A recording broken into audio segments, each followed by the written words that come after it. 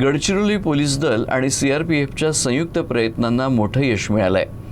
या अंतर्गत एकूण 5 जहाल माओवाद्यांनी शुक्रवारी आत्मसमर्पण केलंय। या सर्वांवर महाराष्ट्र शासनाचं एकत्रित 38 लाख रुपयांचं बक्षीस जाहीर करण्यात आलं होतं।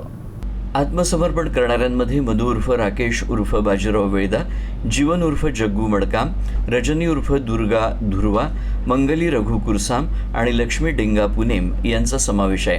हे सर्व माओवादी विविध दलम, प्लाटून आणि तांत्रिक पथकांमध्ये सक्रिय होते। काहींनी 20 वर्षांहून अधिक काळ माओवादी संघटनेत काम केलं होतं।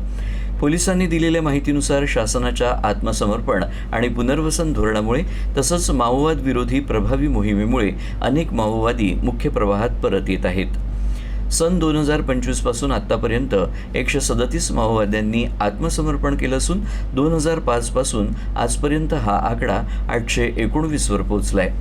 विशेष म्हणजे ऑक्टोबर 2025 मध्ये माओवादी नेते मल्लोजुला वेणुगोपाल राव उर्फ भूपती यांच्या आत्मसमर्पणानंतर दंडकारण्यातील माओवादी चळवळीला मोठा धक्का बसला होता। त्यानंतर देशभरात 1063 माओवादी सदस्यांनी 637 शस्त्रांसह आत्मसमर्पण केल्याची माहिती पोलिसांनी दिली आहे। आत्मसमर्पित माओवाद्यांना केंद्र आणि राज्य शासनाकडून पुनर्वसनासाठी आर्थिक मदतही जाहीर करण्यात आली आहे।